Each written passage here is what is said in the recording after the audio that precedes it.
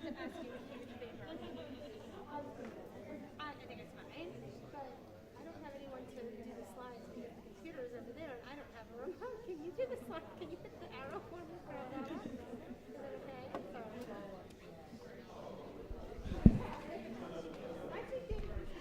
Good evening. Ooh, we're good to go. Good evening, everyone. Welcome.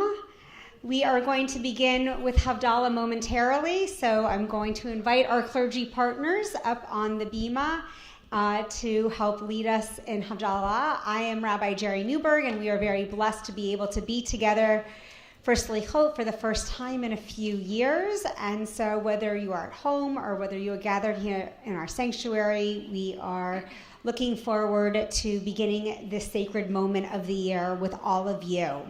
So please join us in our blessings of Havdalah as we transition from Shabbat into the new week. May it be a healthy, a happy, and a peaceful week for all. And may that be the start of a healthy, happy, and peaceful 5783 for you and yours. We begin in the way that we began Shabbat with the candle, the beautiful braided candle, the unification of the Jewish people, the Kiddush, the sweetness, the joy of Shabbat, and of course those beautiful spices so that it stays with us just a little longer.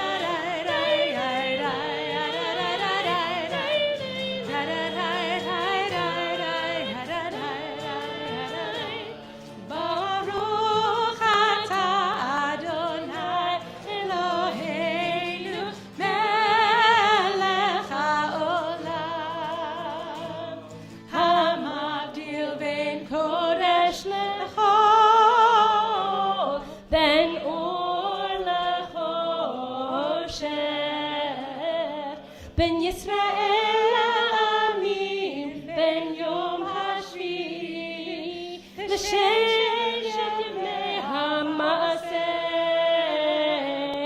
Baruch Atah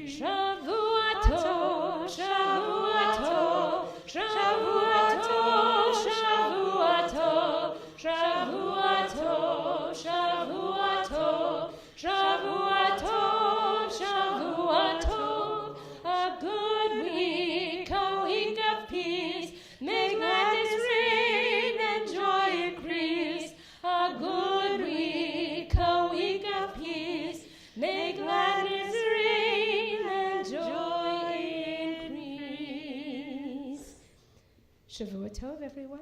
Shavua Tov.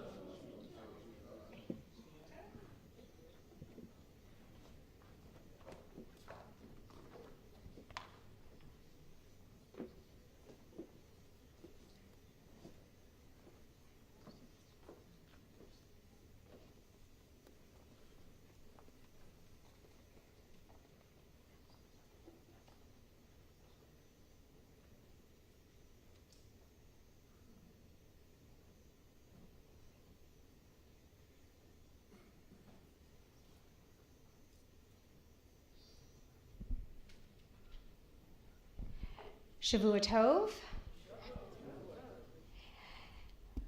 We are very privileged this evening to welcome Rabbi Dr. Mira Wasserman to our community to share with us a few words of wisdom about the ethics of rebuke. And as we head into the High Holy Day season and take a moment to reflect on where we may have missed the mark, or where those we care about and love may have missed the mark, we take into consideration both our personal and communal responsibilities and too many microphones. And Dr. Rabbi, because I'm never sure which one should come first, Mira Wasserman comes to us from the Reconstructionist Rabbinical College, where she is an esteemed professor, but she also comes with tremendous congregational experience, having been ordained at the Hebrew Union College, Jewish Institute of Religion, and serving congregations for many years before she decided to pursue her academic career. So thank you for being with us and teaching us on this evening of Slichot. But I'm not sure. We're going to get you that mic. Yes. Everyone, Shavua Tov. So you can hear me. Unofficial. Okay, we're working on it. And how much time do we have?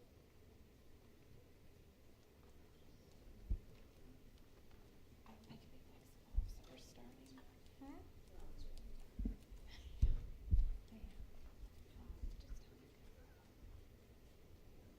Somewhere in there. Okay. Yeah, it's good.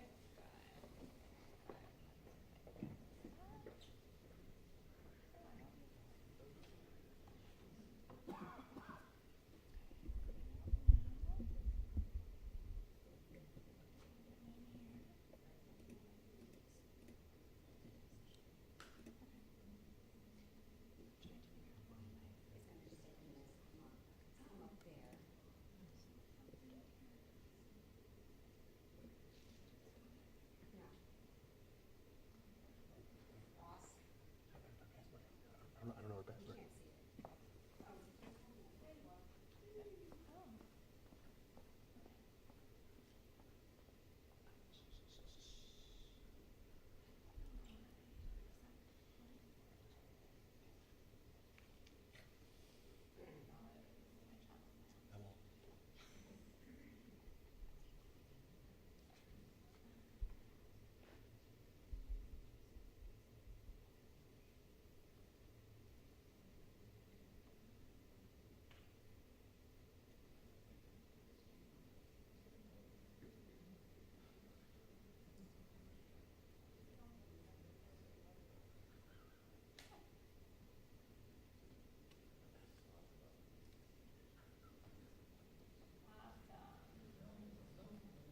Good?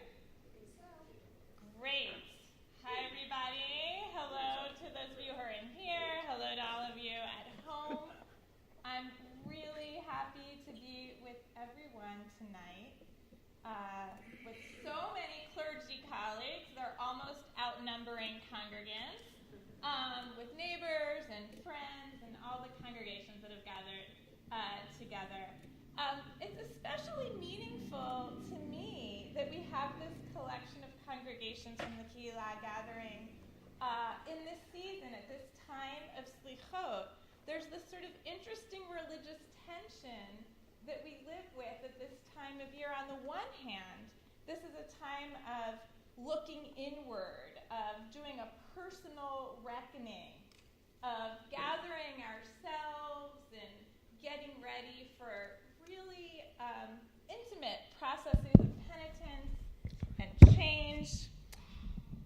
Good? So much better when you're loud. All right. And you would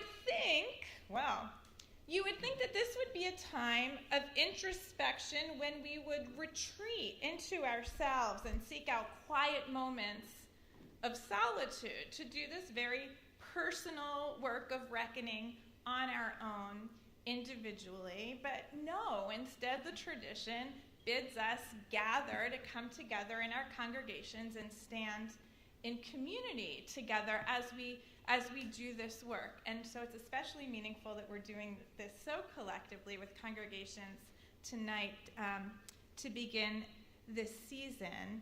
And all through this season, as we stand together, we'll offer each other support on our journeys of repentance, sort of as fellow travelers walking our own paths in tandem. But tonight, as we talk about the ethics of rebuke, in Hebrew, tochacha, my focus is going to be on a far more active, interventionist way that one might help another person on the path to improvement, not through mere support alongside, but through an act of intentional speech, through words of rebuke. Long before the rise of call-out culture, Jewish thinkers grappled with the question of how to address other people's wrongdoings, of how to address, of when to address, under what conditions, of whether to address. Do we have a responsibility to step in and to speak out when we see others behaving badly? And what place is there for others to weigh in about our own failings as we walk our personal paths of repentance? Now, these questions are sometimes raised in the political realm, where the power of speech is an important way that social movements, especially of marginalized people, can affect change. Speaking out in public, in protest, or even speaking up within a small circle can be transformative. But tonight, I want to talk not about the political realm, but about the ethical realm, the interpersonal space, how we relate to those who are close to us. Now, some kinds of rebuke are easy. I'm a parent. It is my job to rebuke, and I do so very frequently. Often it's about the state of my kid's room, or about the state they left the kitchen in, or about the state they left the bathroom in. You're beginning to see there's a theme here. But I give them rebuke all the time, and it's comfortable for me. It's expected. They expect it. I try to do it gently. I want to be effective, or else what's the point? If I was better at it, I would remember that the best way to offer rebuke is not to embarrass anyone, so I probably wouldn't share it to a full room of people streaming it out into the universe. But as a parent, I know how to offer rebuke. But what do I do when I see somebody else in my circle making a mistake, stepping off the right path? Take my siblings. What if I don't like the way they're treating our parents? What if I think that they made a really bad decision about coming down so harshly on their kids? What if I think my brother is spending too much time at work?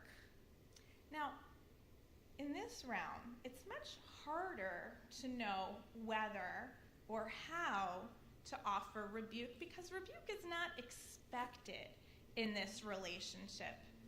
It might come with a high cost. Oftentimes, it just doesn't seem worth it.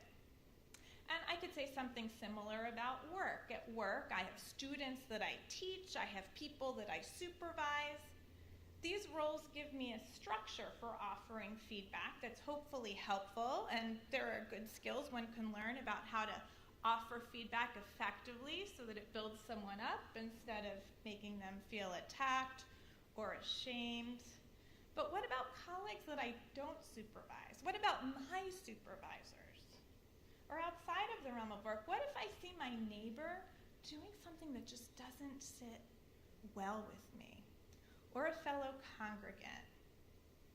Is it on me to say something? Is it right? Is it wrong? These are the ethical questions that I want to take on tonight as we take a quick tour through the Jewish ethical tradition about tochacha, about rebuke.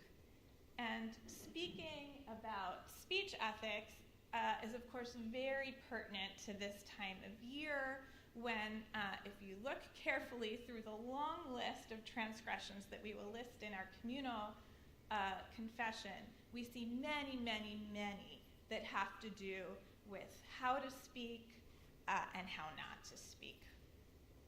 We're going to begin our journey within the Torah.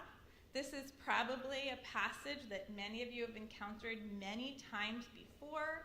It comes from Parashat Kedoshim. Scholars call it the Holiness Code or the Holiness Collection. We all know the injunction to love your fellow as yourself, but maybe you haven't paid as much attention to the verse that comes right before that famous verse.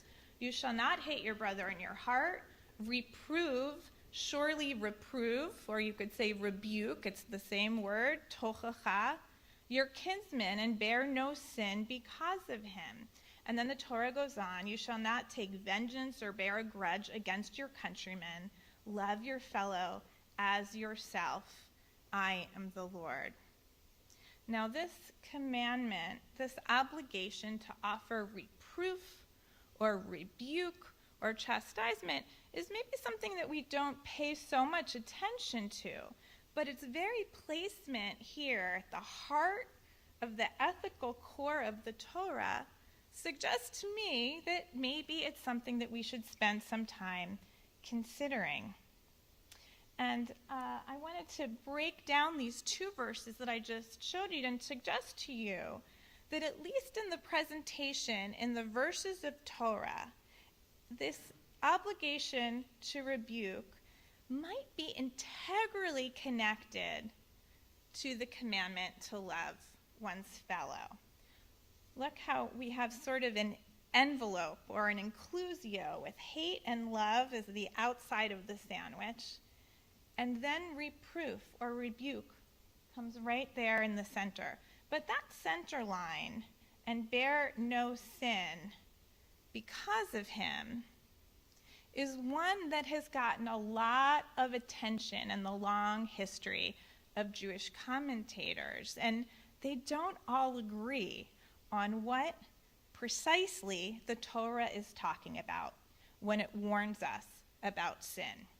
So this evening was publicized as an interactive study session. I'm going to have to ask for some interaction right now. Unfortunately, if you're at home, I can ask you to think about it. I can ask you to even say out loud what you're thinking, but we won't hear you. So I'm going to ask the folks who are gathered here, when the Torah says, reprove your kinsman and bear no sin because of him, what sin do you think the Torah is concerned about?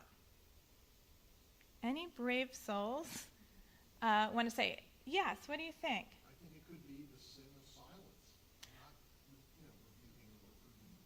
So, within that, you commit a sin too. Okay, so if you see something wrong happen and you don't speak up, the silence is a sin that you will carry. And the sin is not offering words of rebuke. Terrific, thank you. Other ideas? Might there be another way to read this warning about sin?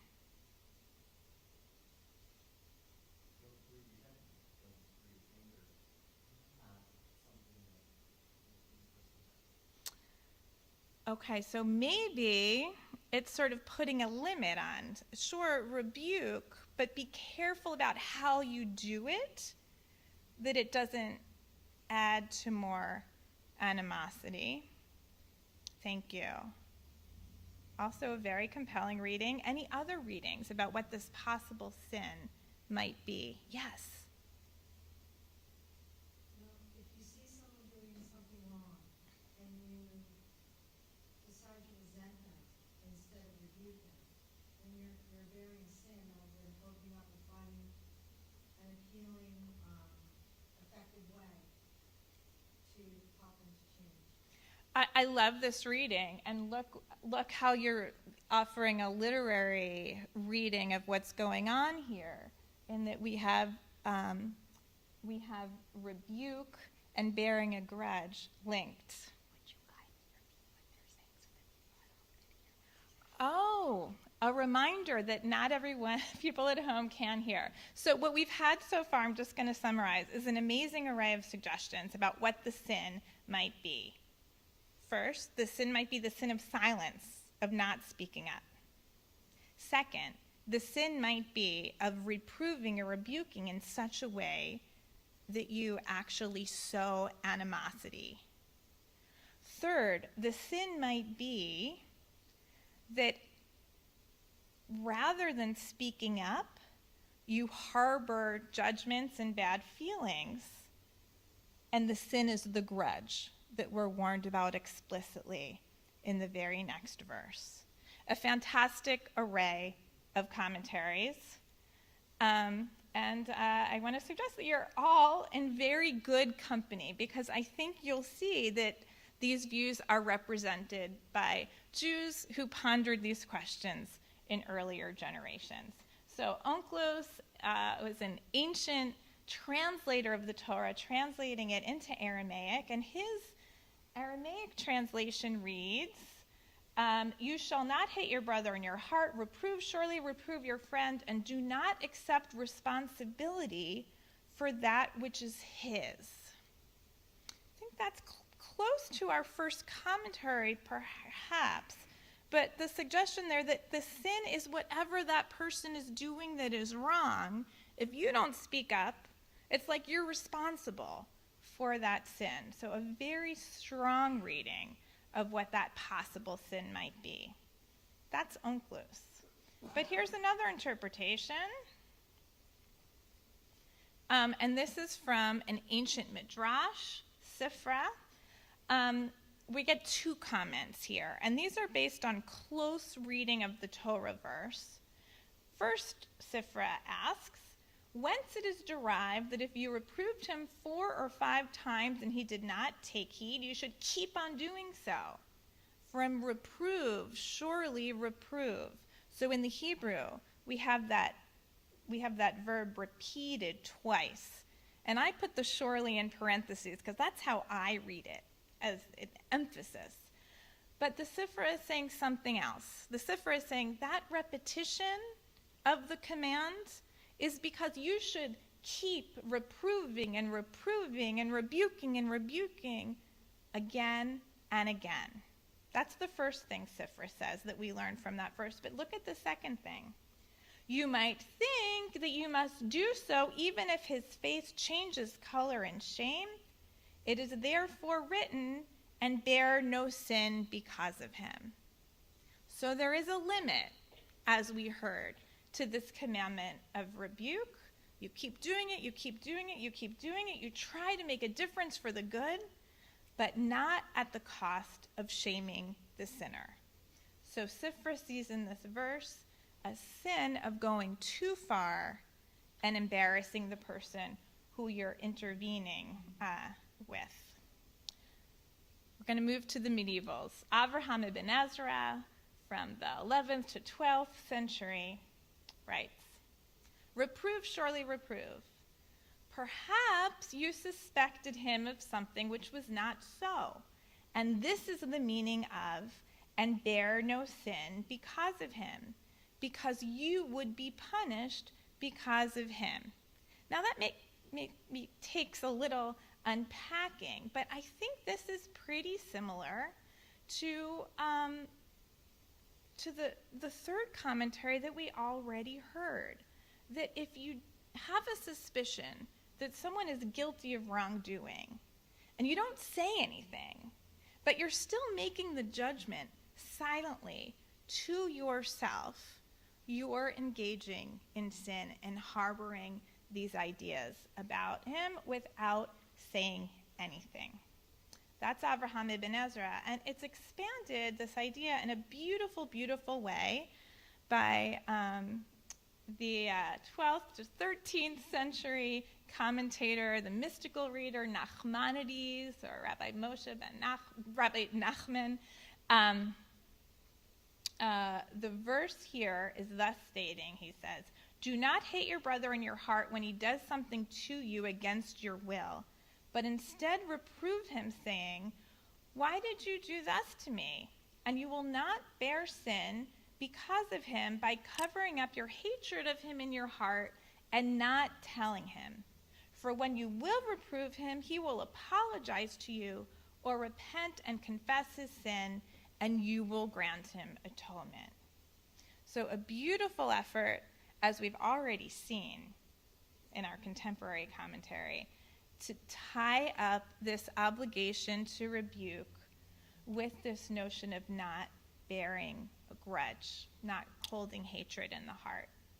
And Nachmanides goes on, and after that, God admonishes that you are not to take vengeance on him, nor bear a grudge in your heart against him because of what he has done to you. For it is possible that one will not hate him, but yet will remember the sin in one's heart. Therefore God admonished to erase one brother's sin and transgression from one's heart, and following that, God commanded that one love him as oneself. So this is a powerful reading that ties all those pieces of these two verses together and makes the astonishing suggestion that love your fellow as yourself. Who is that fellow?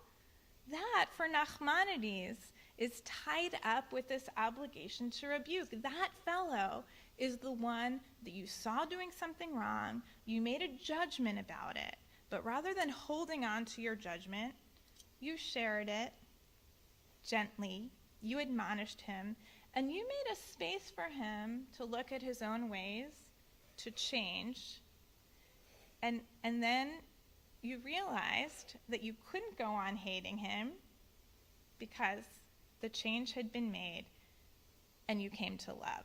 Okay, so that's this beautiful ethical narrative that Nachmanides tells about how all of these verses connect.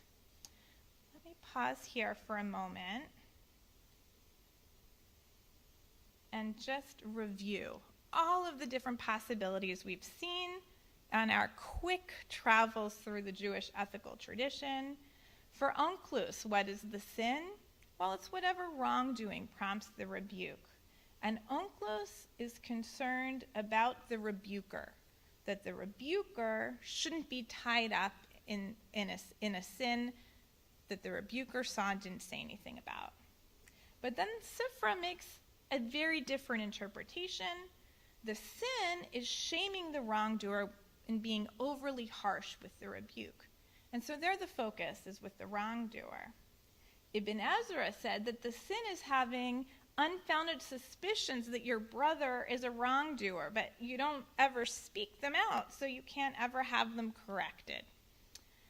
The focus of concern there is the rebuker, who may be rushed to judgment. And then Nachmanides, the Ramban, said the sin is harboring resentment that can lead to grudges and even to hatred. And there the focus of concern is both the wrongdoer and the rebuker. That's what we've seen so far, and we've gotten to the 13th century. You ready to keep moving? Any comments, questions, observations? Yes.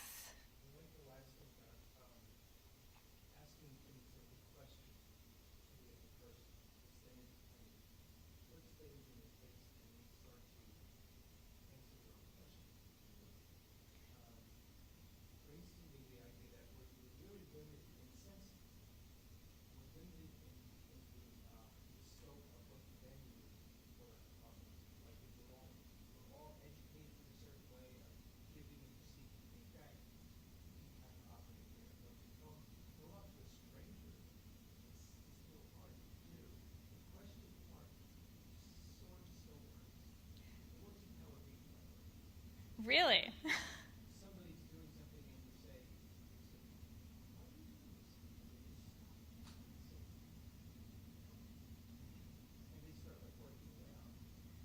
Okay, so for those of you at home, we just had this sort of beautiful observation that what Nachmanides is actually giving here, beyond the interpretation of the verse, is actually a great strategy for offering rebuke, which can be very difficult, especially when we're addressing a stranger, by starting with questions, right? So if you question, it doesn't feel like an attack, and it might prompt some inward thinking with the person that you're speaking to. Thank you.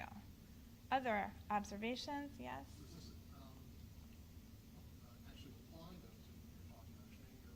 This is talking to a family member where you have one set of obligations.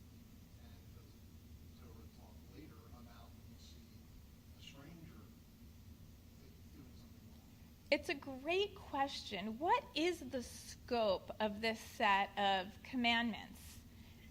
And there's something really interesting that happens here. We have this movement, this mentioning of different kinds of relationships, right? Brother, kinsman, countryman, fellow, or friend. So we seem to be in an intimate circle, but maybe it's not so intimate if we're talking about the whole people of Israel, right? But it moves over the course of these verses. And so it's a really good question. Can we apply this to strangers? Or are we only talking about people in our immediate circle? One more comment. Yes? It was very interesting to see the development from more individual responsibility to group and transactional responsibility throughout the ages with different interpretations. Okay, this is great. We have the observation that one thing that we've seen is this movement from individual responsibility to more collective responsibility. So I want to widen the circle even more right now and look at some modern insights about rebuke. So there's one rabbi who literally wrote the book on speech ethics. He's known as the Chafetz Chaim, the one who desires life, because of this verse from Psalm that he drew the title for his book from. Who is the one who desires life, who desires years of good fortune, the one who guards his tongue. Guard your tongue from evil, your lips from deceitful speech. Shun evil and do good. Seek peace and pursue it. So those words, the Chafetz Chaim, are what Rabbi Kagan chose as the title for his treatise on the laws of Lashon Hara, of evil speech, of forbidden speech. And he's very, very stringent when it comes to Lashon Hara. It's a very high threshold and has lots and lots of principles and guidelines about how to avoid gossip. And for the Chafetz Chaim and for the Jewish ethical tradition, it's different than the way we might in an American legal system think about prohibited speech, and that something can be perfectly true, but saying it to another person is still considered Lashon Hara. So Lashon Hara is prohibited speech, and there's a very, very high threshold for what's permitted. Given all that, it's always been sort of surprising to me about the kind of speech that the Chafetz Chaim does allow and even encourage. So the writing here is pretty dense, and I'm going to move a little bit quickly. But this is from the laws of the prohibition of Lashon Hara, of evil speech. If one saw a person harming a friend, whether robbing them, oppressing them, or causing them damage, whether the one robbed or caused damage or who was caused damage knew it or not, and then the list continues, or shaming them or aggrieving them or wronging them with words, and it became known to one clearly that the theft was not returned and the damage was not redressed and they were not sought out for forgiveness for the transgression, then, even if one saw this thing alone, one can relate it to others in order to help them who were wronged and to condemn these evil deeds before people. But take care not to fall short with regard to 7 criteria, which we shall now explain. And don't worry if you're looking at your watch, we're not going to go through all 7. Okay? I just want to show you the one dealing with rebuke. But basically, what's the situation here? I saw a friend damaging another person. I saw it. I know it was real. I also know that no attempt to redress the harm was ever made. Speaking up about it, according to the Chafetz Chaim, is not prohibited.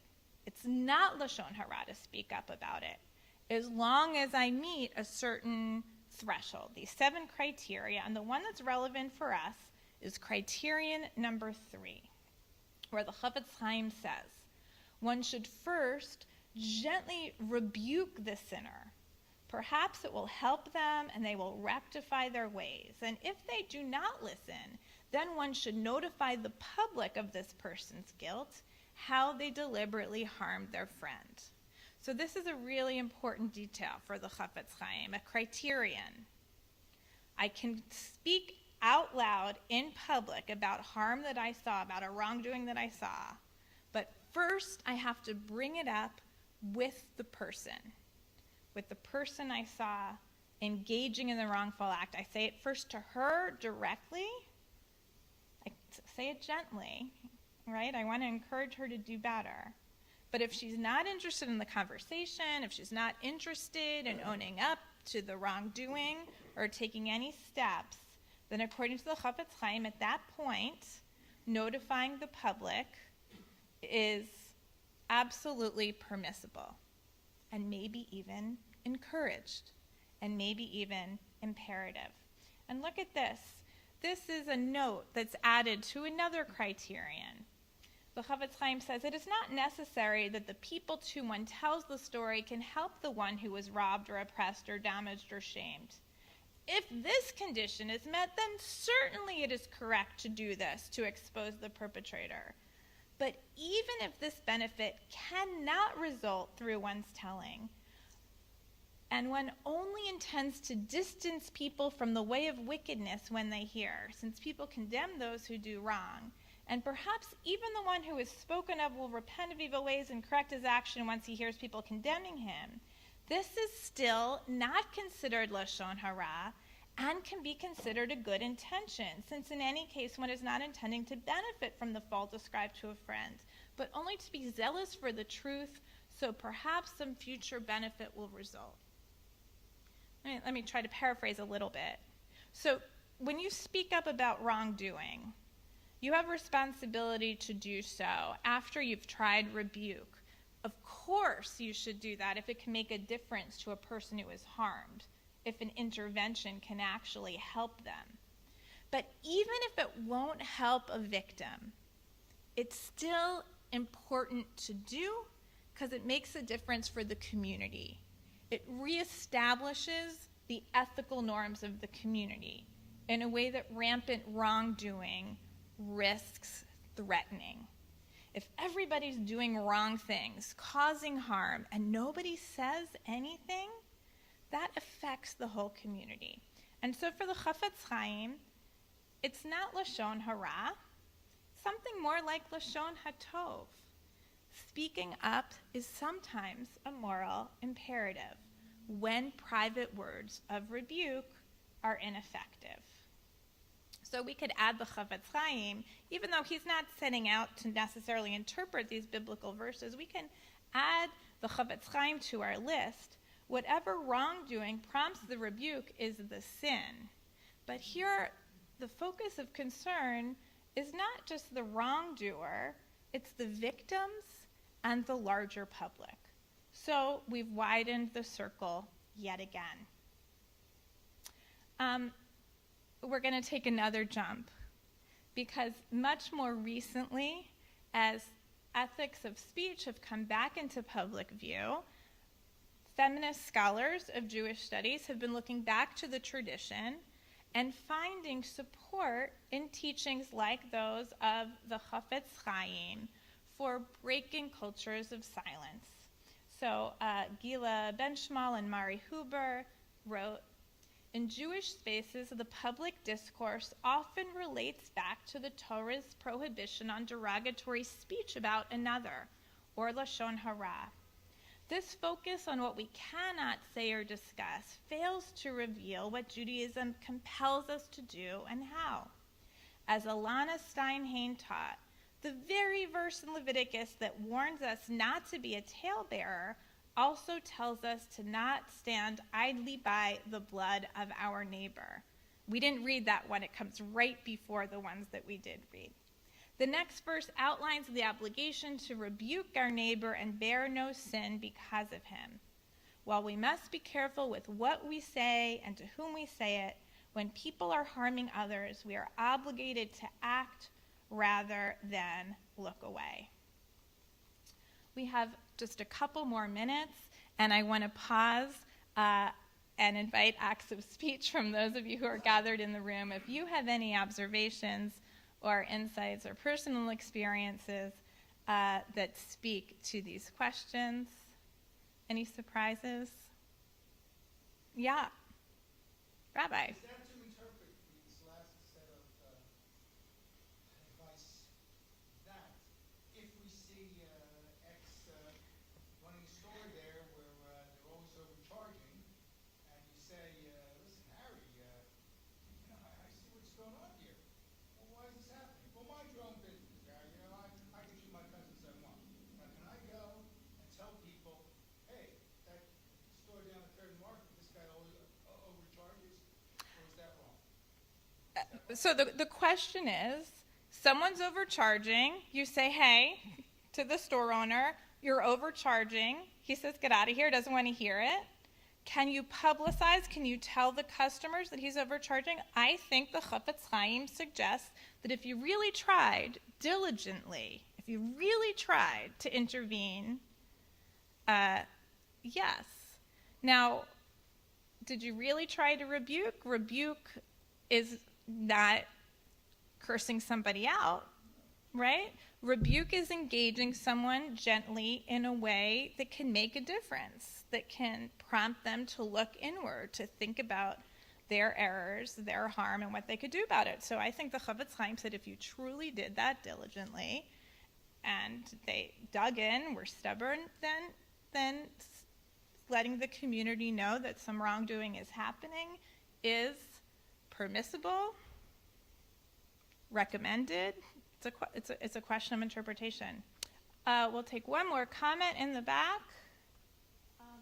I've always had trouble with tochacha in that I always think there's cost-benefit that we weigh inside of ourselves. Is there going to be a benefit, or is there going to be too great a cost for me or others in engaging in tochacha? So that's always what goes on for me. Right, so Rabbi Nathan is suggesting that there's always this cost-benefit analysis. It can be very costly to try to offer words of tochacha, of rebuke, for the person, right? You might try very hard not to shame them, but it might be embarrassing. For yourself, it might cost you a relationship. There are real risks of rebuke.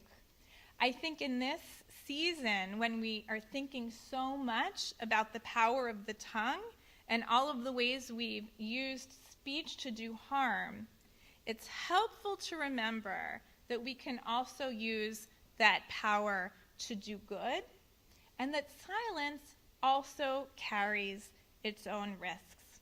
So let me close with these words of wisdom from a colleague. Professor Alyssa Gray wrote, "Speech, according to Jewish tradition, differentiates human beings from other living beings, making us similar to God. Of human beings, then, it can justifiably be said that death and life are in the power of the tongue, and that when the tongue is good, there is nothing better. When bad, there is nothing worse." Shavua Tov, Shana Tova. Thank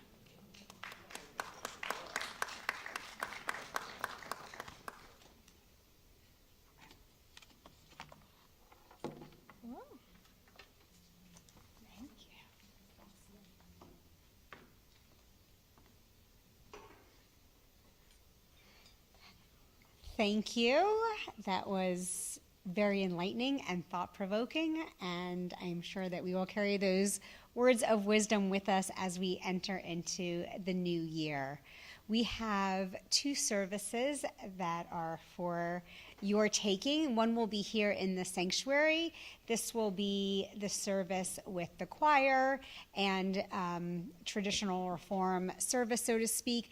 Downstairs is the contemplative service that will also be led by clergy. We're grateful for this community service. We will have clergy downstairs from Har Zion, Adath Israel, and Congregation Or Zarua and Congregation Beth David. And upstairs we will have representation from Mainline Reform Temple, Congregation Beth David, Beth Hillel, Beth El, and have I left anyone out? No. So we are very well covered. Or spend a little time here, spend a little time downstairs, and have the best of both worlds. So thank you all for coming and gathering together as a community. For those of you online, you will also be able to partake of both services. There should be 2 options on the live stream. Again, one will be based here in the sanctuary, and the other one will be based in the chapel where the other service will take place. So the service in the chapel, if you go out the front doors and turn left, there is a stairwell or elevators that you can take down to the lower level into our chapel, and that is where the contemplative service will occur. Shavua Tov, and wishing everyone an early Shana Tova.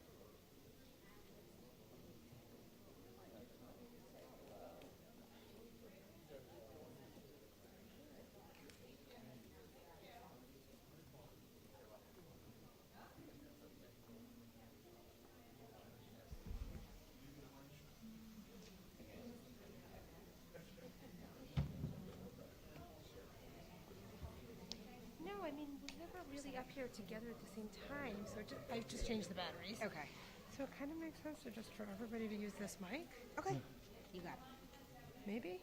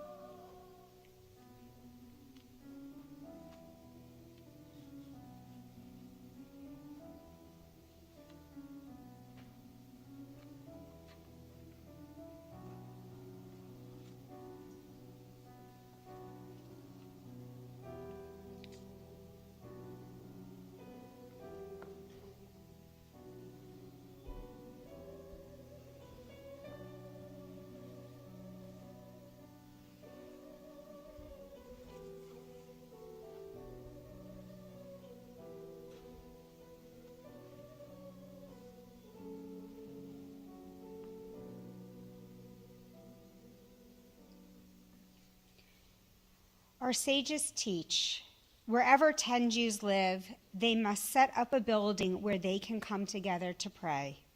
Such a place is called a Beit Knesset, a house of assembly, a synagogue. And so we learn, wherever 10 gather in prayer, the divine presence is among them. There is holiness in community, for in community we meet the Holy One. Hine Matov, how good it is to be together, how good to gather as one people before our God, who cherishes the uniqueness of each soul. Hine Matov, precious is the gift of community, blessed the joy of our gathering. We are grateful this evening to come together, to join in these prayers of Slichot as we enter into the sacred season. And we join together on page 104, Olam Chesed.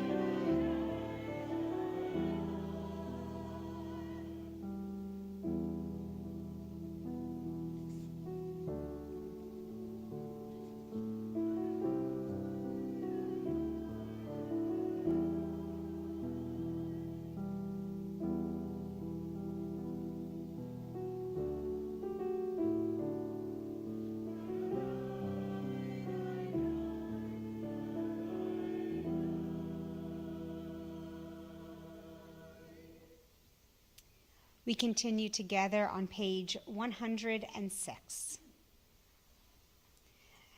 The psalmist sang, "At midnight I rise to give thanks and praise." And so we come to this hour of Slichot under the canopy of night to celebrate goodness, to proclaim what is right and true, to praise, to thank, to bless the great giver who gives and renews our lives. We turn to loved ones, to friends, and to our people everywhere, the whole house of Israel. And our hearts turn toward the human family. We pray for its healing. Yet hardest of all is the inward gaze, the return to ourself, the honest reckoning of the soul, cheshbon hanefesh. We ask how to account for selfish acts, lies, and senseless anger. How to account for the shadows, the storms, the bitterness in our lives, the damage and distress we cause. How to own up to it all and find our way back with integrity in peace.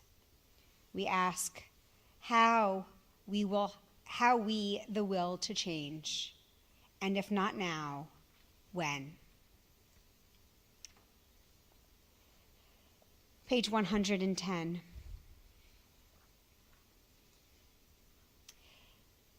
Be patient toward all that is unresolved in your heart. Try to love the questions themselves. Do not now seek the answers which cannot be given because you would not be able to live them. And the point is to live everything. Live the questions now. Perhaps you will then gradually, without noticing it, live along some distant day into the answers. What is the nature of my cheshbon hanefesh this year? What should be my focus as I examine my deeds and my direction from now until Yom Kippur? What is unresolved in my heart? What questions are on my mind? What is unclear, uncertain, and unsettled in my life? What decisions have I been putting off or avoiding? Is there one change I would like to make in the way I am living my life and relating to other people? When I look over my accounts, what do I see? Which personal qualities need repair and strengthening? What habits of mind, character, and behavior need correction? Which relationships in my life are most challenging at this time?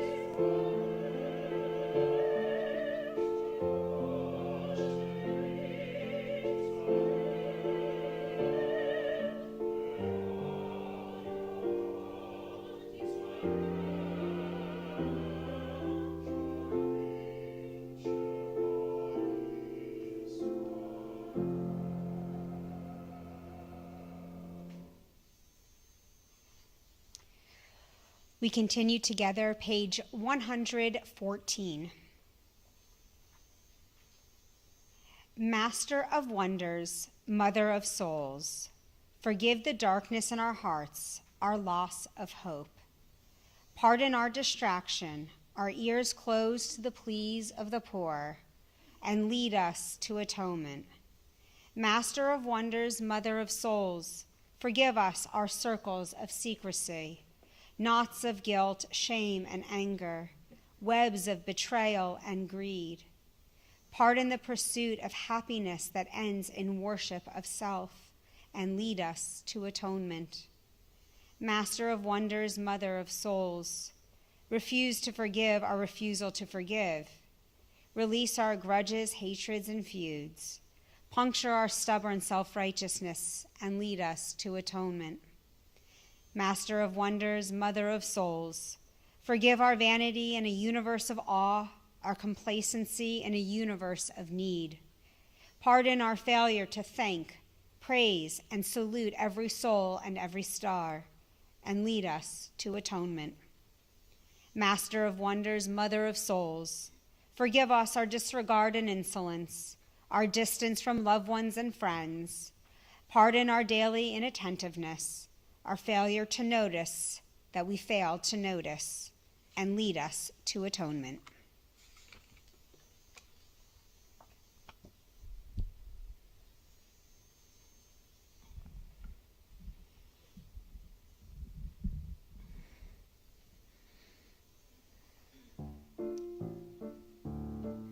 כי אנו עמך ואתה אלוהינו, אנו בניך ואתה אבינו.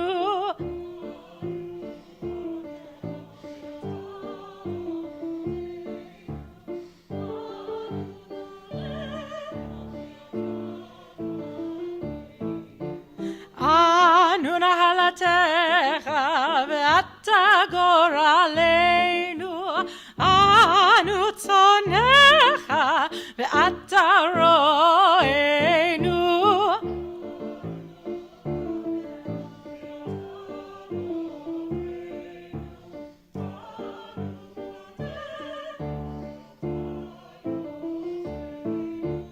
אנו רעייתך ואתה דודנו, אנו סגולתך ואתה קרובנו.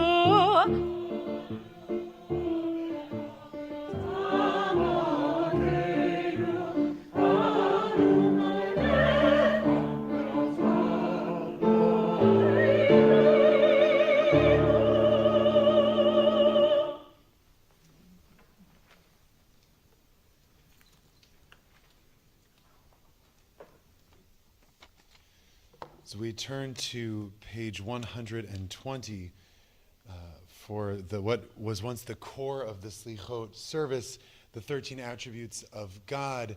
A Hasidic commentary known as the Me'or Einayim asks, why is this a piece that is a minyan is required?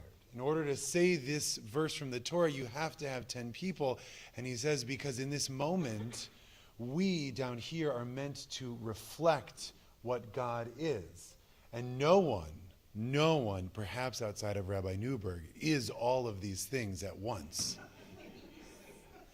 And so, therefore, we have to have a group together because one person might be compassionate and another is caring and one is long-suffering, and only together as a group, and I might add perhaps only together as a group from all of the synagogues in town, do we make an accurate representation of the divine. Adonai, Adonai, on page 120.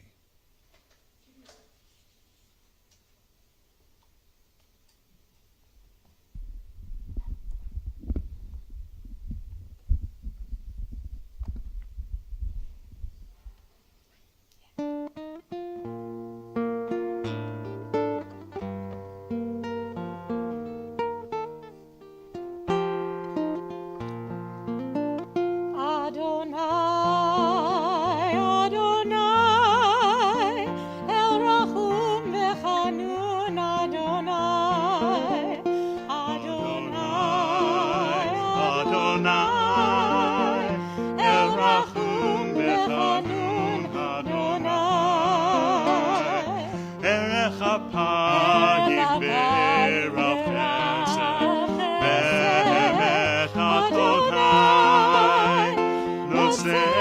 חסד לאבים, נושא עוון ופשע, וחטא ונקה.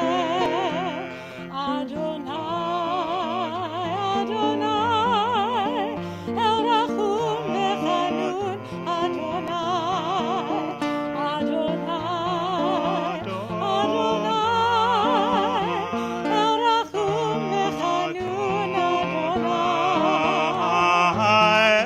חפיים ברב חסד, באמת אדוני, נושא חסד לאבים, נושא עוון ופשע, וחטאך ונקה. אדוני, אדוני, אל רחום וחנון, אדוני, אדוני, אדוני, אל רחום וחנון,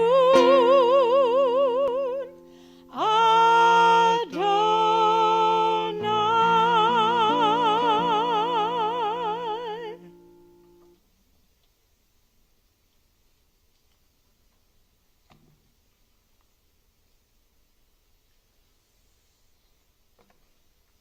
I invite you, if you're able, to please rise.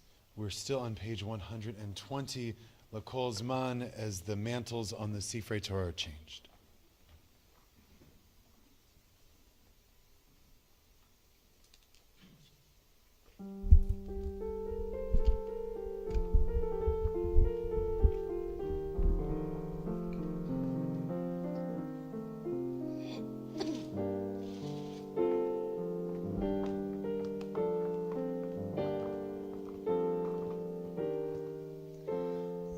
L'Kol Zman v'l'chol chafetz tachat hashamayim. L'Kol Zman v'l'chol chafetz tachat hashamayim.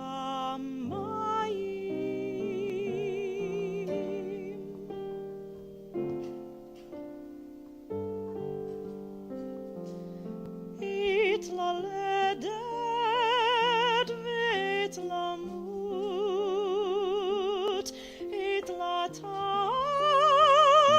v'lakunatua, it'larun v'libu, v'lirutz v'livut.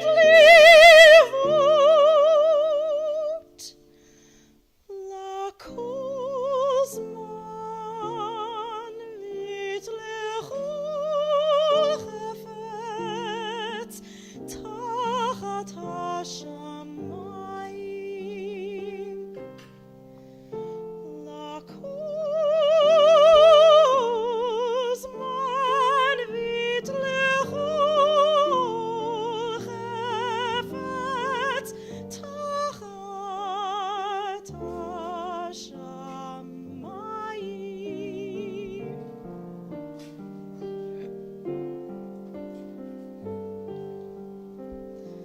A time for birth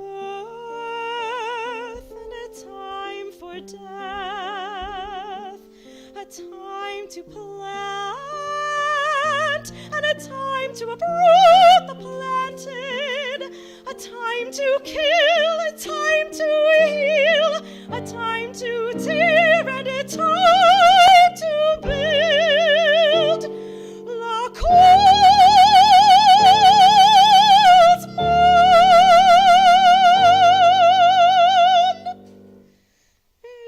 v'l'chol chafetz tachat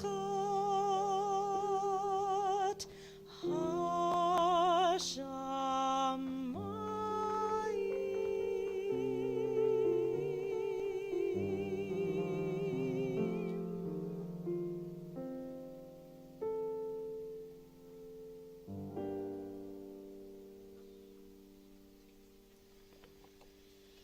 may be seated.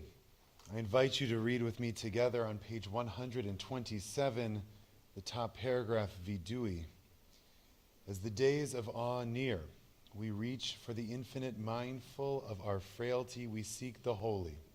Despite our mortality, we carry within us the Ancient of Days. Despite loneliness within, we sense that we belong to a single soul, a spirit that fills the entire universe. Let us find in that universal spirit a new source of strength and significance, more compassion, more generosity, more gratitude for life. Let our hearts be open to self-reckoning, and may we grasp how vital to our lives is tshuva, the path of return. And on this night of forgiveness, we confess our wrongs and take account of sins, failures of judgment, weakness of will. The hour is late, our need to be forgiven profound. Tavo, page 127.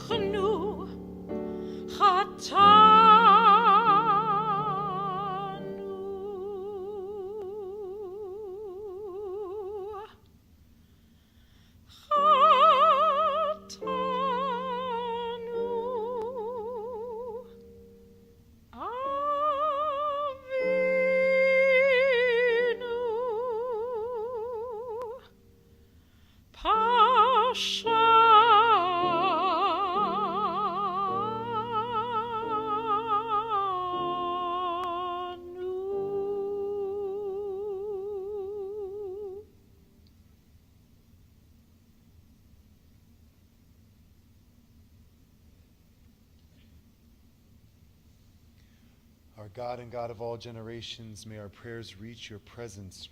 And when we turn to you, do not be indifferent, Adonai.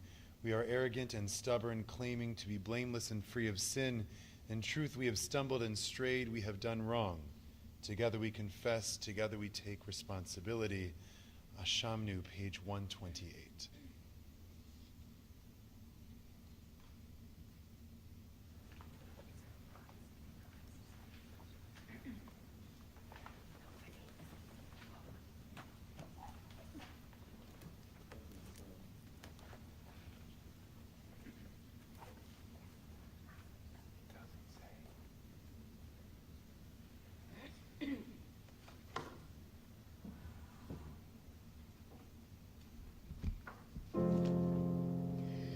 Hashamnu, Bagadnu, Gazanu, Dibarnu, Dofi,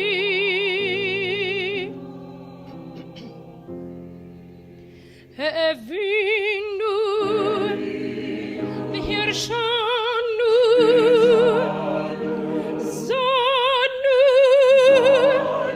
Hamasnu, Tafanu, Shaker,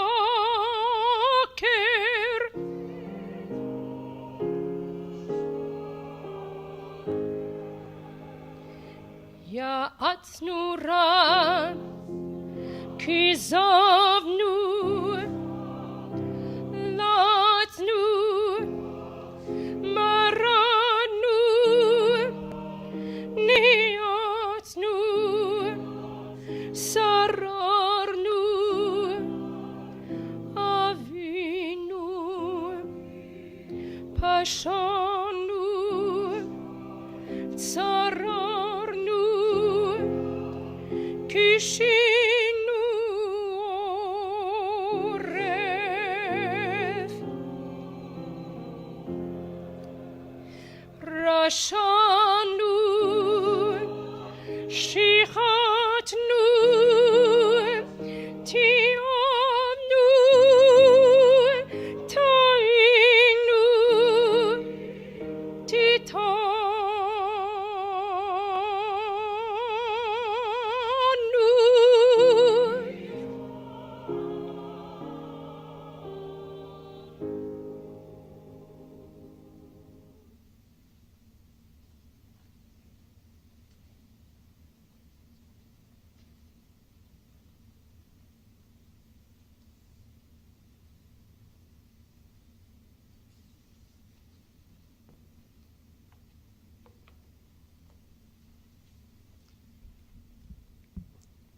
We turn to page 130 and 131.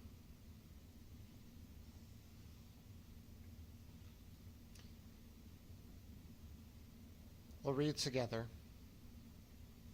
For these sins, our God, we ask forgiveness. The ways we have wronged you under duress and by choice, the harm we have caused you, your world, deliberately and by mistake, the ways we have wronged you openly and secretly, the harm we have caused in your world consciously and unconsciously, the ways we have wronged you by hating without cause, the harm we have caused in your world through gossip and rumor, the ways we have wronged you through a selfish or petty spirit, the harm we have caused in your world by hardening our hearts.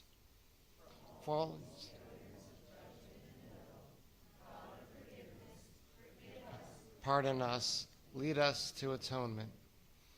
We stray and we sin when we fail to make peace the highest good, and when we are silent in the face of evil, when we forsake those who suffer far away, and when we shun the wronged and destitute among us, when we diminish God's image through violence or indifference, and when we fail to take care of those who depend on us, when we engage in slander or deceit, and when we distort the truth for personal gain, when we judge others rashly or unfairly, and when we stoke the fires of communal strife, when we fail to embrace Torah, the tree of life, to walk its paths and make its ways our own, we stray and we sin, when we offer no blessings, no words of thanks for the breath within us and for the wonder of being.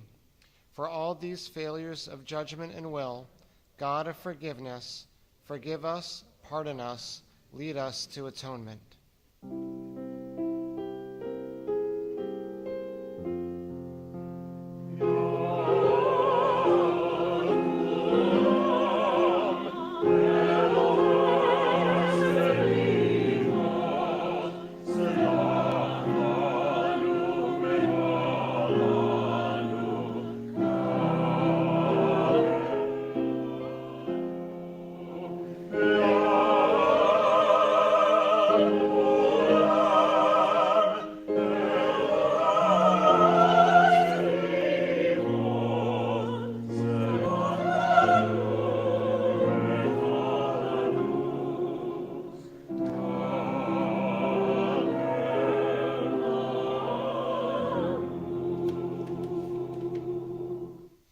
page 132. I asked myself, who's listening to these words of confession? Magnificent ear of the universe, are you my personal confidant? Or am I just talking to myself? Then I got it. The question is a diversion to distract me from hearing who I really am.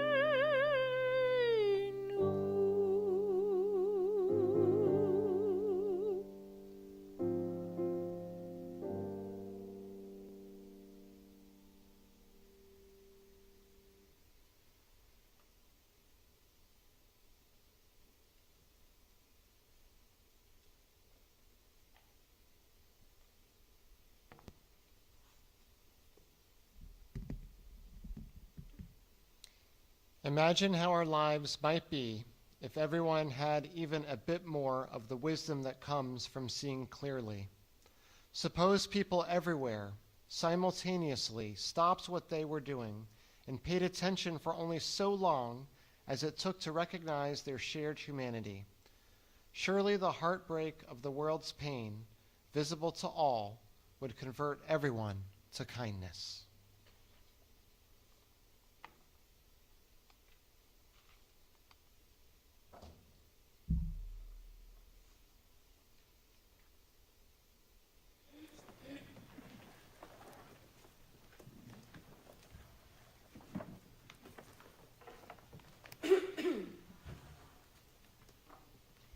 I'll ask the congregation to please rise and remain standing for the recitation of Avinu Malkeinu, followed by our shofar blasts.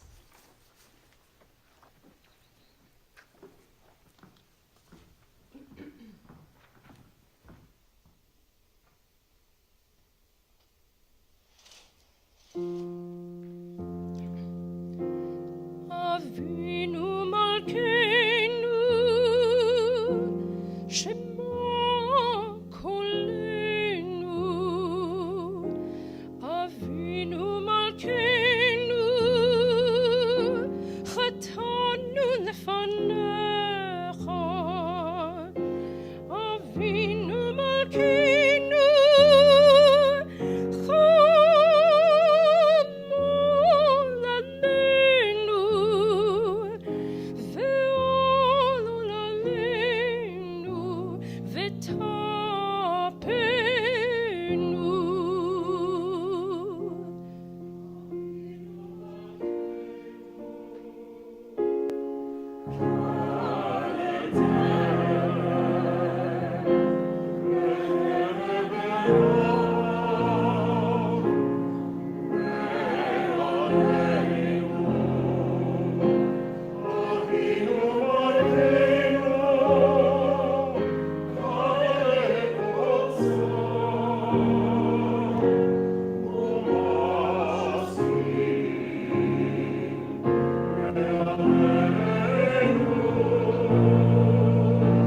Avinu Malkeinu, Avinu Malkeinu, Kodvenu Mesefer Chaim Tovim. Avinu Malkeinu,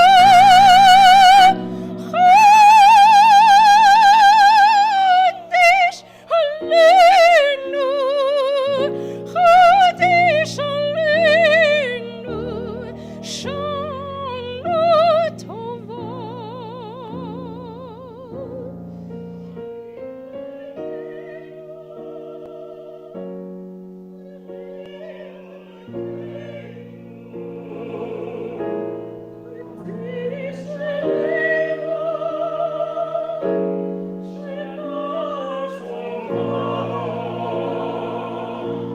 Avinu Malkeinu,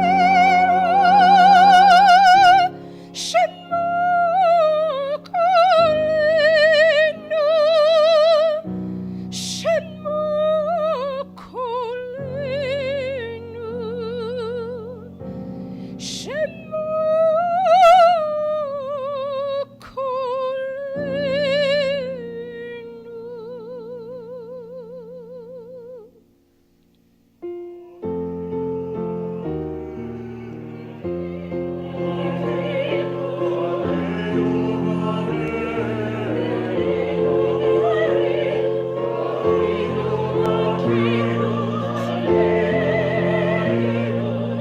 Amen.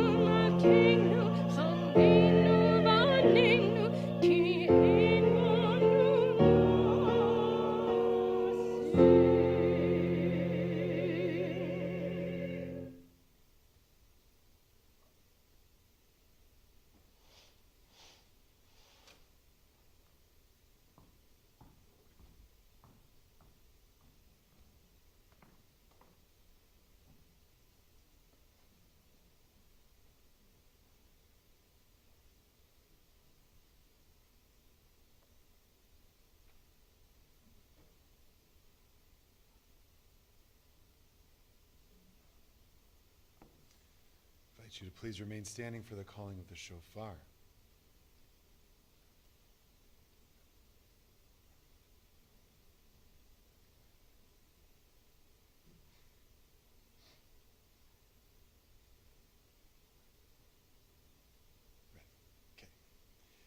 Tikiya. Tikiya. Tikiya Gedola.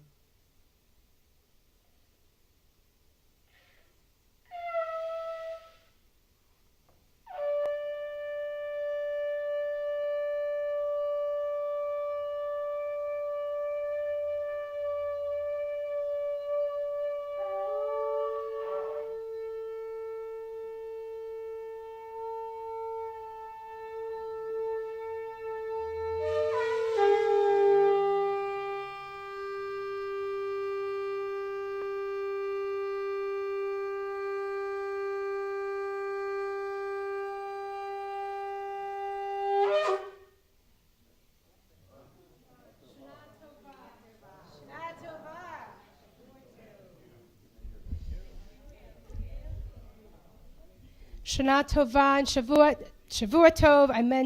I said that backwards. Shavua Tov, Shana Tova, wishing everybody a sweet, healthy, happy, joyful New Year 5783. Here we come. Kindly drop your books on the table outside. Shana Tova.